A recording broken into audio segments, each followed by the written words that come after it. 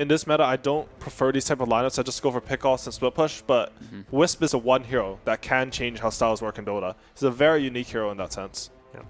Where do we go then for IG?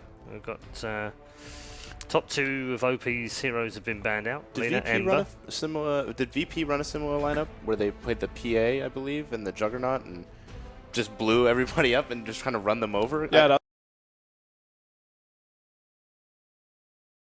I think it's a morph lane. Yeah. I was in some morph. I was thinking that IG might go for their Tinker. I think that might be why EG also picked the Beastmaster to kind of dissuade them from going for that, because it's one of OP's best heroes. And now, so he goes for the TA instead. So more physical.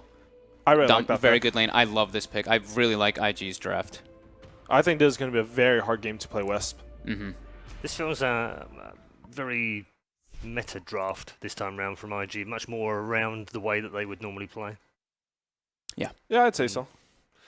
Okay, let's start with our predictions. Conrad, we'll start with you. I don't know. I really like IG's lineup. They got those comfort picks. They got all the things they're taking care of. Team fight. A little bit of push. I think that they're definitely my go-to on this one. Okay, IG for Conrad. Owie. I'll also pick IG. I like EG as a team, but I think the ease of execution on IG side is so much better. More suited to them. It's like you read my mind and you know exactly the words I'm going to say. I was literally going to say ease of execution. I just steal your ideas and take them. Fogged, can you tell us, how are you going to predict this game to go? I mean, they already wrote it. They already wrote it. Oh. So you're so predictable. Even production have managed to put that in as a prediction now.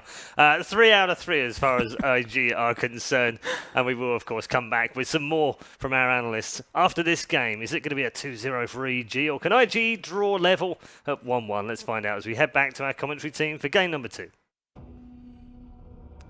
That NA bias panel, now Juggernaut Magnus. It's because you called them out. Bobica. Yeah, it's definitely that. Like, it's overcompensation. Yep. Yeah. Yep. Terrible, guys. They're probably going to be right, though. This draft looks so much more stable for Invictus Gaming. The lineup's good. We saw what the Templar Assassin was able to do up against Anna's Invoker.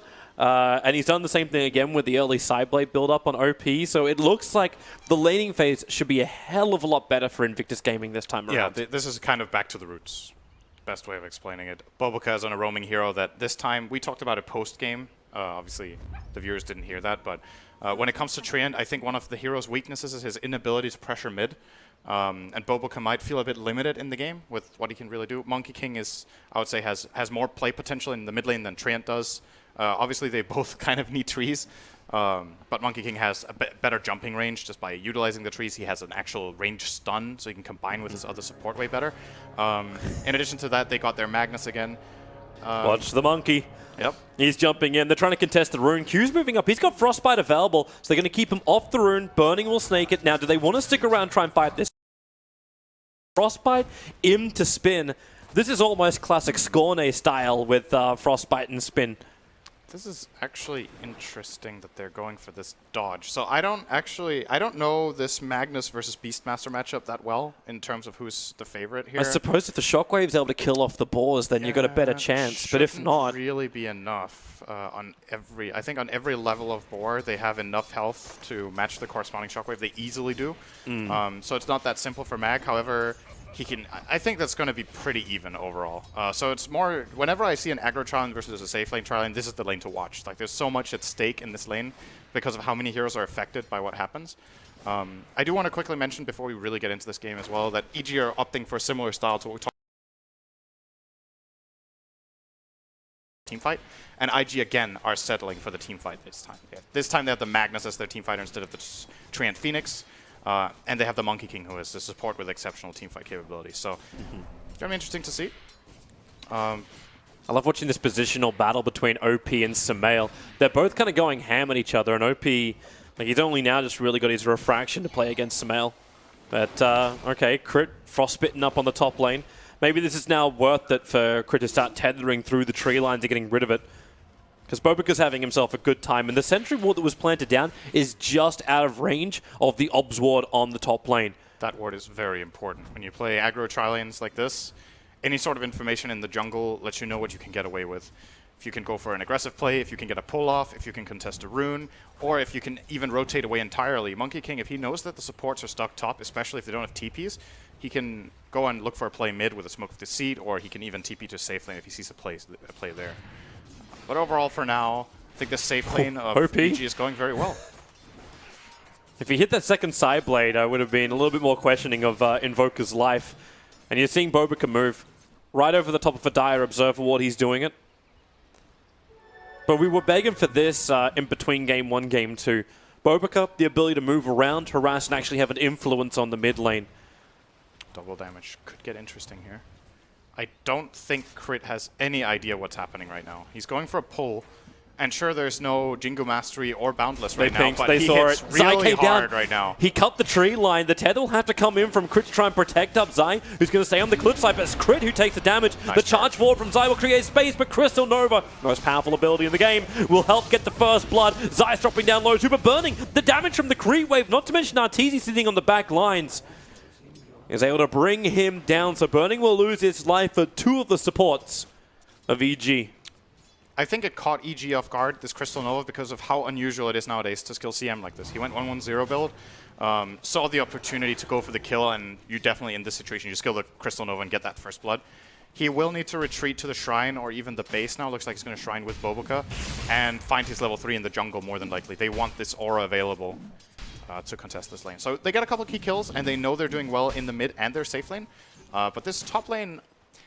It seems to me that most aggressive tri lanes right now get out-farmed a bit.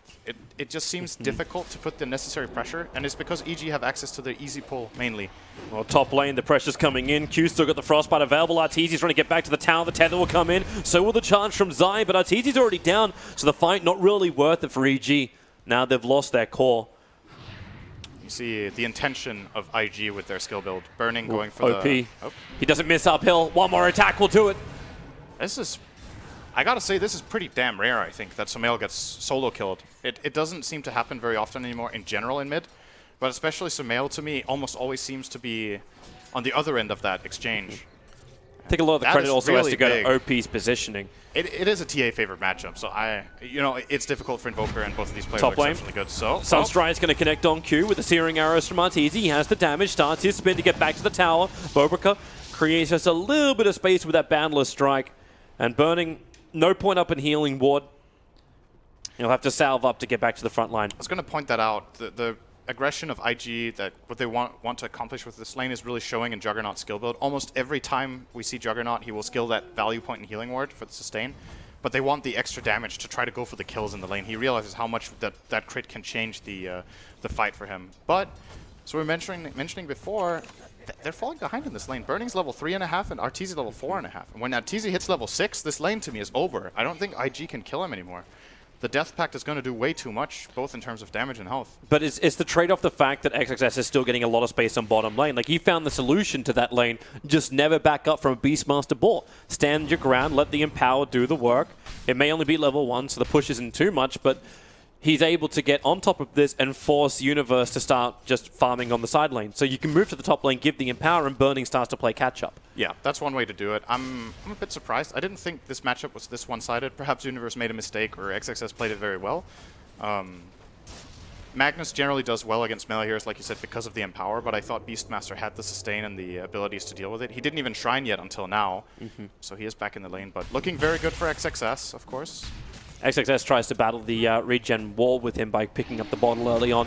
Charge top lane. Oh, Monkey King. The bash is there from Zai. With the spin, Arteezy's not a healthy man. Running down, he's just got enough distance. 42 HP. Burning. Zai gets another bash. Burning into the tree line. He can't cut. The Frostbite will do the damage. So Q will get that kill, but they lose their entire tri lane to do this. Not when Bobica comes back to the front line, looking for a kill on Crypt. But don't worry, Zai's got bashes for days. He's going to get his boots now. That's a really big change for Spirit Breaker, getting that first movement speed item up. More damage. While that happened, we were actually praising XXS. He died on the bottom lane. Universe had to bring him down, so... Probably was the Sunstrike involved in that kill, I would imagine. And that basically means that the CS advantage of Magnus doesn't really do anything anymore. Universe is overtaking this lane. He has the highest net worth in the game now. He's level 7.5. Mag sitting at 6.5, so this one kill just turned around the lane completely. And EG, I would say, are in a pretty good position. The only lane they've lost at this point is the mid lane for Invoker. And they can probably catch up with that, especially when RTZ starts moving around, and just the kill threat is going to be scary for IG to deal with. Smoke. Juggernaut is so far back. He really needs to get some levels here. IG and Bobrica, G and Bobrica, Q and Bobrica, trying to create a little bit more space up on top lane. OP is able to dodge the charge in, and that does reveal the fact that RTZ should be alone. With the Observer and Sentry, IG know exactly where they want to attack, but they need the Frostbite from Q to really connect. Without that, they don't hold RTZ in position. That's a good word. And they'd even let them charge Q here. So, probably going to be cancelled. Yep. Turning around. And I imagine things will be a little bit quiet now from the IG side. They need to secure their levels at this point. This top lane aggression is kind of over at this point. Klinks will find his level 6 soon. Bobica will look to go and find his 6. They will need this Wukong's command at some point at least. And now that OP is level 7 on the Templar Assassin, it opens up for this mid lane to be farmed by someone else. Just overall increase the efficiency of your lineup. Let her jungle, farm some Ancients. Charge comes forward. Zion making the most out of that Observer Ward. Q is in a neighborhood. He's just trying to get to crit, but crit's too far away. Actually, Burning has caught up with the Klinks in levels. That's interesting. A moment ago, it felt like Arteezy was far ahead. Well, there is a big wave coming into him, so he will get level 6 here if they let him solo. Looks like that is indeed the plan for EG. And more than likely, we're going to see him run into his own jungle, death pact a big creep, and then either look to TP bottom and kill the mag together with a roar, or he'll return to top to farm or get a pick here. If they realize there's a ward now, Q is going to remove that very nicely. But still fairly quiet overall for IG in this lane. I don't think this is what they expected. I think they were hoping for better results in this lane than what they ended up getting. Yeah, I agree. Because if they had that, then Bobica could have started his rotation a little bit faster, moved and actually influenced the mid lane. Again, now we see this little bit of a battle with Sumail. Sumail's not in the same timing as before, just because he has to expend more money, getting things like the wand. So we're not going to see that 9-minute Hand of Midas he had in Game 1. XXS is pretty dead if he doesn't TP right now. I think they can just dive unless he's good enough with the RP. There's your charge forward, 3 heroes together. The Sunstrike's right in the money. Magnus copping a lot of damage. Oh, he tried to go for the RP. The stun from Bobica really doesn't do enough work, but Burning is able to get the spin kill off, and this will actually strand Zai. He's got charge off cooldown now, but it's not fast enough. OP able to hit the Meld Strike. That could have been even worse for EG. If the RP goes off, they get the 3rd kill as well. Beastmaster will definitely die to the Juggernaut there, as well as the rotating TA. So EG kind of got away with murder. It was very clear they were going to get that kill, but IG were ready for it, pounced on it, and effectively by doing this, they've now put Burning in the safe lane. So you'll get some catch-up time. Probably going to empower him fairly soon and let him farm his own jungle. Obviously, that is more or less a bit reserved for TA. And I guess that's the good news for IG in terms of their lineup. They don't need a super farmed Juggernaut to make this work. If Magnus is this rich, he can kind of become a semi-carry himself, or even a hard carry if he gets rich enough, and they have a TA. And TA is doing well. And it's a much needed space for the supports. Everyone's going to get their level 6s pretty quickly, even Q's just taking the side camps. I really like these wards from EG in the top area. It clearly shows what their next move is. They have warded for the occasion. They want to push this top tier 1 tower with the Klinks with Death Pact. They have as much information as possible. Crit's going to tether over as well. Sunstrike, perfect positioning. Once again, we expected nothing else from Sumail. XXS, there's going to be the jump forward. He can RP, but he'll only grab Zai, but Zai will be enough for him. With OP's TP in, gives enough damage to help Magnus get the kill. You're happy with that if you're EG, I think. Trade support for support. You force a rotation TP with RP. Gives more safety around the map. And this safe lane for Burning is not easy. I want to point out, he's level 7 Juggernaut against a level 11 Beastmaster, who has Vladimir. So this is not an easy lane. He can actually bully him so hard that he's going to need help just by running these 2 boars in, and the threat of the Roar. He can kill Burning alone here with a Sunstrike, probably. He's going to go for it. The charge is also coming. Pretty far away. Oh, he's low. The boar does the damage. This is not fair. Most matchups are not fair when one guy is 4 levels above the other at 11 minutes. Now he's 5 levels above him, by the way. Friends are coming down. Smoke maneuver from Q and OP. They're going to try and find their target. They'll probably notice that creep camp is gone. In fact, it's coming back down the hill, so it got pulled up. Bobica up on the trees, jumping down. Universe trying to fight him up. The stun will connect on the Beastmaster. In comes OP. Bobica's probably going to die for this one. They line themselves up. The freezing field from Q makes it impossible for EG just to walk away. So Q and OP will find the kills. Actually, Q who got the big one on Universe. And there was nothing that Crit could really do to help him. Nice rotation from IG. They managed to protect their tower. I thought that one was gone for sure with Universe and Zai being down there. Beastmaster pushes fast, so you don't have much time to make these decisions. So it needs to go very swift, and IG confidently manages to get down there. It does, however, custom the top tower. So EG's game plan of keeping the pressure up on all lanes is definitely working out right now. Getting that safe lane tower. Sure, it gets denied, but still great for them. Sumail is farming and pushing out mid. He's top leader, top CSer right now. And this bottom tower, it will fall pretty soon. They just need one good gank bottom and it's done. Yeah, and it looks like IG is moving away from him. Like they're grouping up around their Ancients. Of course, that's right next to the Dire Observe Ward. Arteezy will move up. He sees burning. Q. Sentry Ward is there, and he throws one down. Caught a glimpse of Arteezy. But it's the Courier sitting on the hillside, which is revealing the Observer Ward. Someone messed with it, but they do bring down the Obs. So EG are going in deeper. They put a fresh Obs on top of the Radiant Shrine inside the Radiant Jungle. And then keep going. They want to kill, and they're going to find OP. Dust is up. He's trying to hide inside the meld. That won't work. And no refraction charges because he went for the meld. Now refraction is up. A little bit of extra life. The charge forward pushing back the Magnus, so he couldn't get the quick RP off that would have caught 3. Instead, now he'll catch 1. Just the IO. Again, the freezing field from Q will push EG further into the Radiant Jungle. Crucial that he gets knocked back there for EG. IO will, however, die again, so still no relocate online, but it won't be long before he has that. And at the same time, Boboka is also level 5. Do want to point out this Crystal Maiden went for an Urn. I love this item choice. I think in general it's good on Maiden, but in addition to that, they're playing against an IO, and you just want to, if possible, have damage over time effects on IO all the time, so it can't bottle heal the teammates. Arteezy. Well, Urn doesn't help against that. They lose both Q as well as Boboka. This could even be a Roshan attempt for EG if they feel confident enough. They're 5 on 3 for a little bit. It is not the biggest window, but they know Boboka's level 5. Yeah, Instead, they're going to go for bottom tower. There may not be enough mana on Arteezy to really do it. Zai scouted. Yep, Roshan is alive. I don't know what he was doing in there. It just ran in and got tanked it a little bit. Just a friendly neighborhood greeting. I suppose so. But again, EG, like their warding has changed up. Like we talked about the warding getting de-warded around Roshan. But now because that Observe Ward near the shrine, it allows Zai just to charge himself forward. The relocate's on the way in as well. It brings Sumail with it, but OP, well, you gotta love refraction. He's able to just blink himself away to safety. Speaking of OP. It's balance, man. Refraction is pretty crazy sometimes. Easy. Actually, how doesn't... Wait, how did he get his blink off? Refraction was up when Zai charged in. Zai has an Orb of Venom, so he didn't get an attack off in between his charge and the ult, I think. Because the Orb of Venom should cancel his blink. It deals so little damage that it doesn't break Refraction, so it actually pierces it. So if he gets an attack off, I don't think OP can blink there. And that's a really big difference. That ended up costing them a kill on a tower, actually. If that was the case. I believe it was. We can check the replay and report on it back later.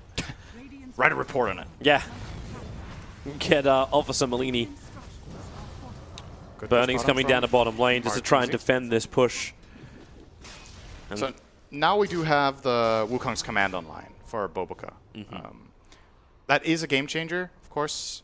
A lot more teamfight potential. And at the end of the day, right now it more comes down to the Magnus than anything else. And EG have been able to do a pretty good job avoiding big RPs.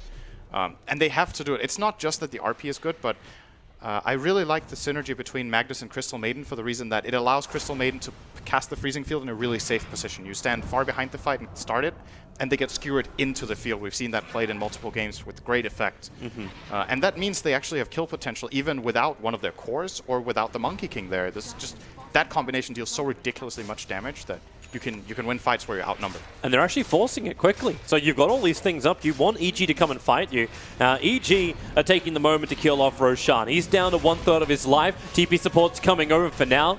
And, well, they've got to move quickly. Roshan's almost gone. Zai gets hit by the meld, so he'll end up falling. Roshan still is in the hands of EG. But what's the cost? Zai! He charged away just as XXS was trying to skewer him back into the Invictus Gaming lineup, but they might find the bigger one. The Invoker, Sumail Tornado will buy a little bit of space, but his Aegis Immortal will still trigger. Arteezy's waiting. There's a Sentry Ward nearby, but Boboka, he puts up the Wukong command, combining it up with Omni Slash. Sumail will die twice. So Roshan was nice to have, but the advantage is only golden experience now, and even that gets offset by the win of IG. I'm not completely sure who really benefits the most from this. I mean, the kills go their way. They trade it off for Roshan. But I think it's important for EG that this Aegis doesn't go the way of IG, who could have definitely contested it themselves with this Templar Assassin almost having the Desolator. And they end up trading, what was it, IO and the Invoker only for it. And but IO is not that Invoker's hand a minus off cooldown. Yeah, all right. That's it. Big win for IG. Yep. But yeah, this fight just shows that EG can't deal with the team fights right now. They tried to go for the Roche hoping they could sneak it because of the push bottom from IG. They weren't fast enough. The moment this Monkey King Wukong command comes out, the fight is just over. They can't get into it with their heroes. It's funny that that's RP the big thing. It wasn't used because Zai was never able to tether down. Like when he tethered, he got caught on top of the cliffside, and that just allowed that TA just to go ham on him. So you didn't have that extra sustain. But you do have this. Like Arteezy's just taking the tier 2 tower, and there is no effect of IG down here. So Arteezy is fine. This gets a bit dangerous now for EG, I think, because IG have reached a point now where they can start grouping up and just take these towers, and I don't know if EG can deal with it. So they need to play the fairly difficult split push game right now where no fight breaks out whatsoever. If they get a key pick, they buy themselves 2 minutes, basically. But if they don't find any picks, they could lose the remaining tier 2 towers. And IG are finding some key items now. The Manta Star is coming out on the Juggernaut.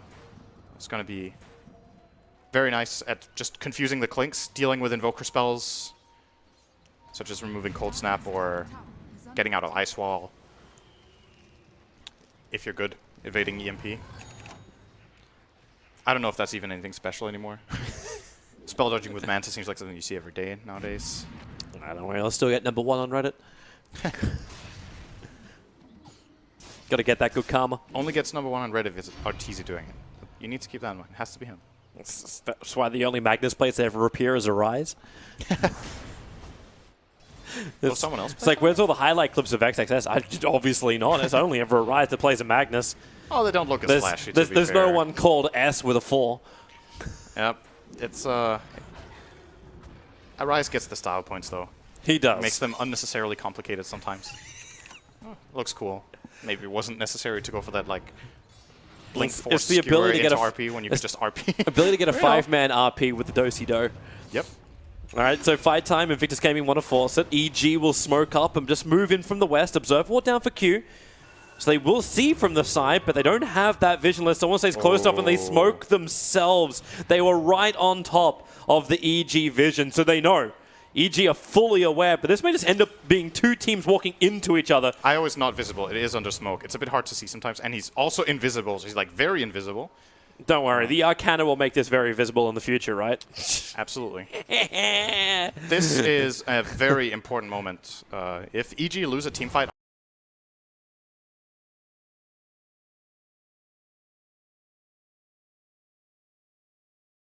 on their side of the map right now, they lose a lane of racks.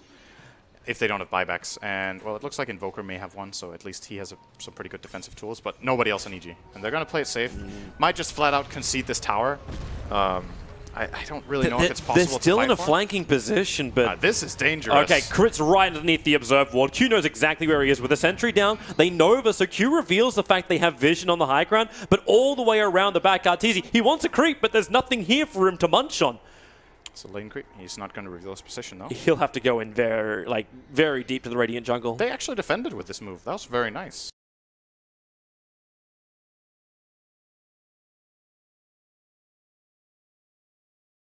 IG got uncomfortable with the whole position because they don't have the vision in that area. They're coming in again. And they're going to get backstabbed. They don't have any sentries left, I think. Only a dust, but they don't have their scan.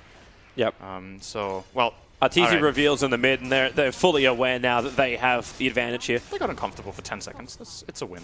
They have their own fortification too, so they can slow down this push from Arteezy. Yep.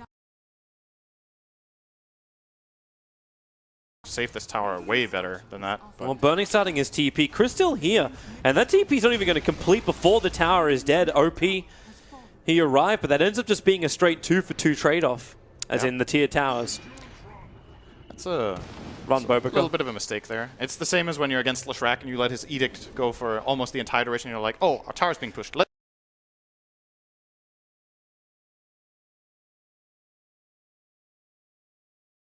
Happy with that trade, to be honest. They do identify what threats there are. Very cautious with taking the fight, knowing that realistically, the longer this game goes, the higher their playstyle has a chance of succeeding.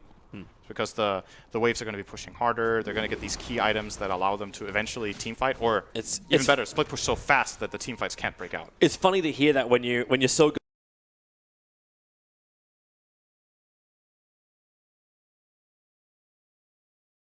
So cautious about the team fights. Absolutely. If EG gets to choose what way this game gets played, I think they don't team fight at all the rest of the game. I don't think they want to. They want to find one key pick into split push, where Arteezy might be on the opposite side of the map pushing the other tower, and IG have to split their forces, and then all of a sudden this RP play doesn't look as threatening anymore. In addition to that, they have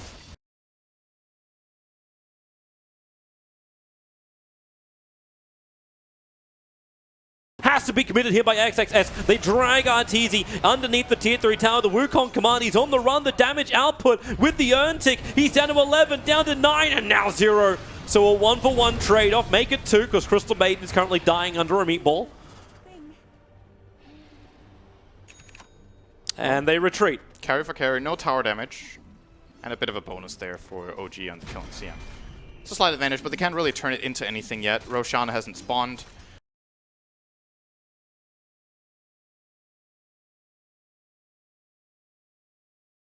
Effectively just converts into some farming time here.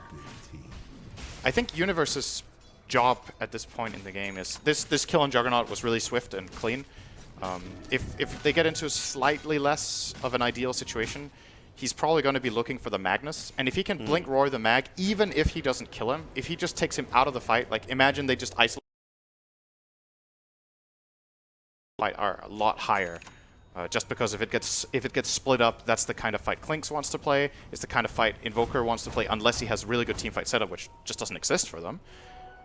And it's probably also the kind of fight that Spirit Breaker wants to play. So, Bobica's hunting around. Yeah. I'm wondering if he noticed that Zai planted the Observer Ward down.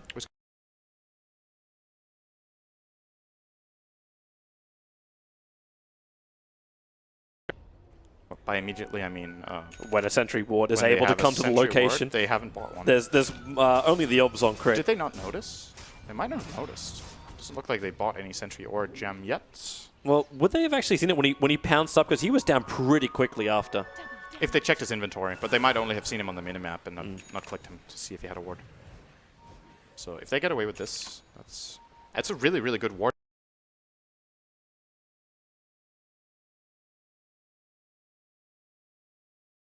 John vision that they need. They know this Roche will be spawning within a timely manner. So, OP. He really wants to just clean up this wave nice and quick. He's got a double damage rune, so confidence is brewing. Yeah, that was nice and quick. Yep. While Burning waits on the bottom lane. Notice, by the way, this TA went for a build that I feel like we don't see as much right now as we did.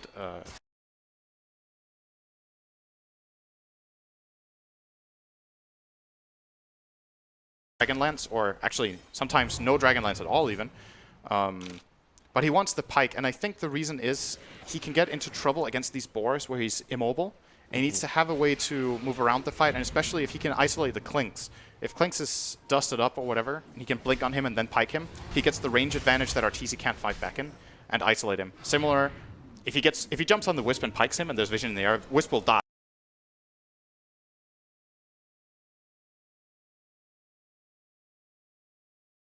Here. He's transitioning into a Linken's. Both Linken's and BKB have their merits here. Unfortunately, BKB is actually not that good against Beastmaster or Spirit Breaker, but it's really good against Invoker, whereas Linken's is a lot more underwhelming there. And that's a nice thing about EG's lineup. It's very good when the enemy cores feel like they need that extra item that they just can't. Linken's and BKB, but I can't really have both item slots, and if I can, it's like, oh, so much gold I need to farm up. So OP has made his choice, and he's countering out primarily the Beastmaster, and of course the charge of Zai. You get some nice information out of that Linken sometimes.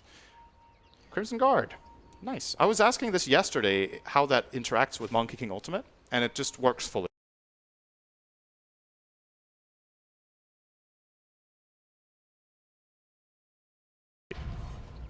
At the same time, though, this TA hits for 350.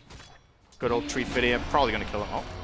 Oh, no. I just heard a charge. I got excited. I think he was looking towards that range creeps. I think he was looking towards Bobica because they were hunting the Hawk of the Beastmaster. But now with a 4-man smoke up, there is a Forge Spirit battling Roshan. You can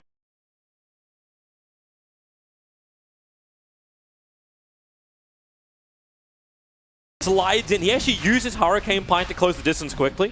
But they'll be done. Too fast. Like the Sunstrike's coming in, but EG are well out of position. Really nice play by IG. I think they knew. I'm pretty sure we were past max respawn time. So they just identified they have this good ward that they placed earlier with Monkey King that never got countered. Have a good read on where EG probably are. It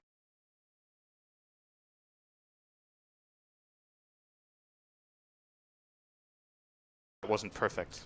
So now that IG has the Aegis Immortal, doesn't give EG a free ticket to push high ground. No, this actually means EG have to delay up the game even more. Possibly. It really depends if they can just catch IG off guard. The problem that EG's lineup has that we haven't talked about too much is that they want to play this split push pick-off game. Waves. Beastmaster is decent, but the problem is for him to push the waves fast, the boars are not really enough. You need to be there with your hero to do it really effectively with the wild axes. And then you're revealing the position of your ganking hero, apart from obviously Spirit Breaker, but the Lincolns are coming out. And that means that finding this, forcing IG to split up is very difficult if you can't get these waves pushed out. The jump with the few.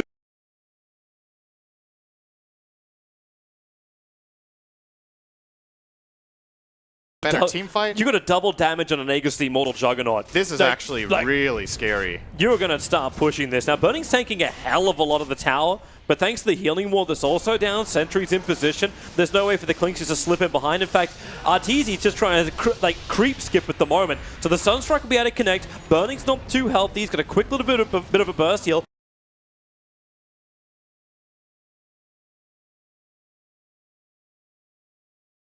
Three tower is gone, one death on a Spirit Breaker, and there's the RP! He only got one skewer, but it may not matter. The relocate! Samael gets pulled out just in time. He was isolated, meaning the Omni Slash was fully connecting on him. Almost a dream situation where they only wanted the one, but IG still take the melee racks. That was actually such a sick defensive play by EG, but the damage is already done, like you said, and IG, good choice.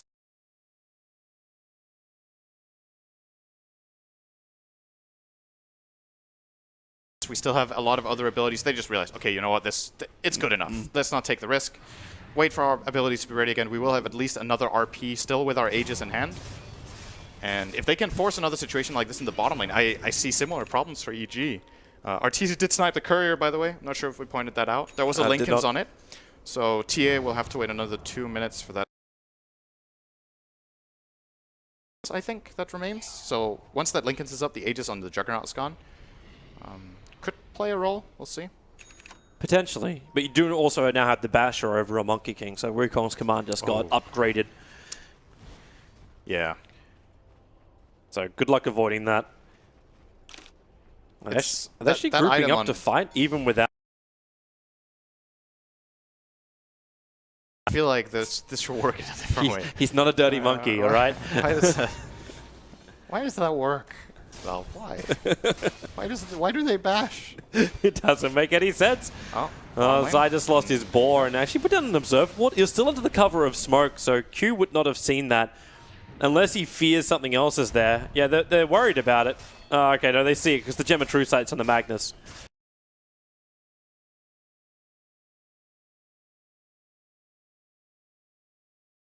Of course, that's one of the benefits of IO. Even if your heroes don't have the best wave clear, like a hero like Clinks can still go for it, knowing that he can join the fight because of the relocate.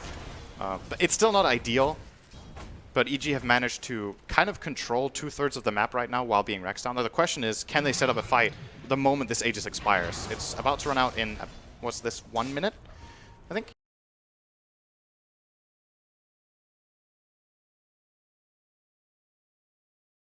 Fun to see. Yeah, it's a bit awkward. Sumail. Issues after you lose any kind of build like the tier 3 or even now your racks, you're going to lose the shrine. That's a big one too. That's the contesting shrine for Roshan that EG will no longer be able to use. Yep. And OP has a lot of influx of value right now. So if you thought he was scary before, he just bumped himself up like a good 4,000 net worth with the courier coming in right now. And he is dangerous. I think EG, even if they get a good jump at this point on, for example, the Magnus, the TA is so powerful that if Invoker doesn't get to control her, she can kill 2 or 3 heroes. But isn't that when you look to something else? You look to the Beastmaster. Level 3 Necrobook just got finished up on...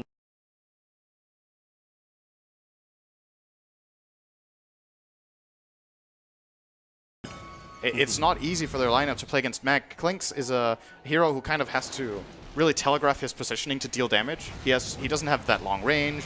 He has to, especially because he didn't go Dragonlance in this game, he has to stand and deliver. And that just buys time for Magnus to see, oops, there's a Klinks. I think if he RPs the Klinks and they kill him, it's good enough.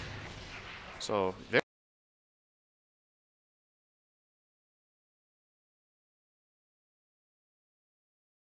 with the Necrobooks, you burn off Magnus's mana, so he's incapable of actually lending the RP or any kind of crowd control. And then the only other crowd control you have is Popoka's Monkey King, which has but that's Bash. pretty damn good. That is pretty damn good. I'm not going to deny that one. So, like, still, where do you start your target? But then again, you said it before, like, you don't fight, right? Like, you look for the pickoff.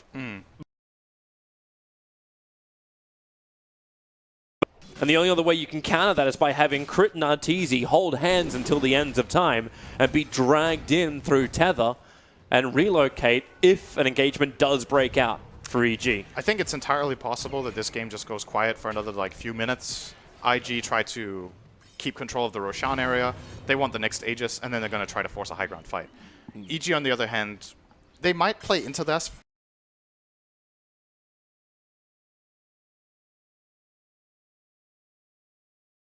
Pit. There's just too many factors going against them. TA traps can see them moving in there. Monkey King can be in any tree in the area. Sure, they can have that haunt. Oh, RP. Yep. It is going to be IG who find the pick off, and it's a big one. It's Arteezy. 70 seconds. You've still got another 70 seconds before Roshan's even going to spawn up. I think they're pushing bottom. Maybe.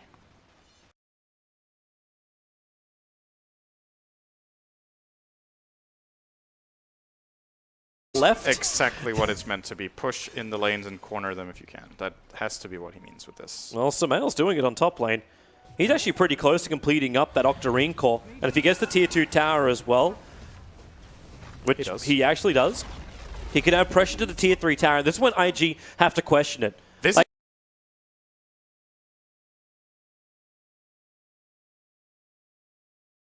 is actually scary for IG. Because if Klink Spy's already been burnt, the blink away from Sumail, he's still sticking around. BTs are available for him right now, so he can come back if he wants to, but we're in a trade-off position. Fortification from EG comes out, but it's Sumail who takes the first tier 3 tower out of at least this trade-off. He's currently being faster than the full IG team. Now they overtook him a little bit. Yeah, now the melee rush is gone. Trade. They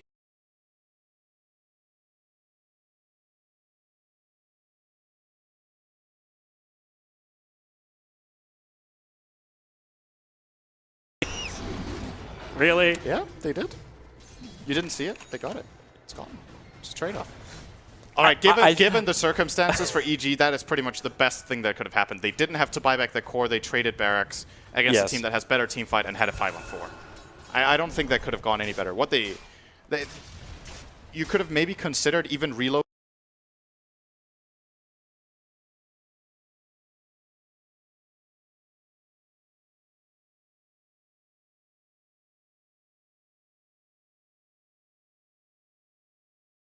Maybe they could lose, well, more than just that lane, rather. And the Roshan has to be in the back of their minds as well. It won't be long. It's about a minute to go. IG looking for the exact same play as before. Yep. It's not up, though. There goes your Sunstrike. Yeah, they have to wait a little bit longer, but the positioning universe walks straight into it. XXS, he gets roared up, but the Omni Slash is bouncing back down, but it's almost soaked up by the entire EG lineup, but the Wukong command Bobrika's position is absolutely perfect, combining it up with Q, protected by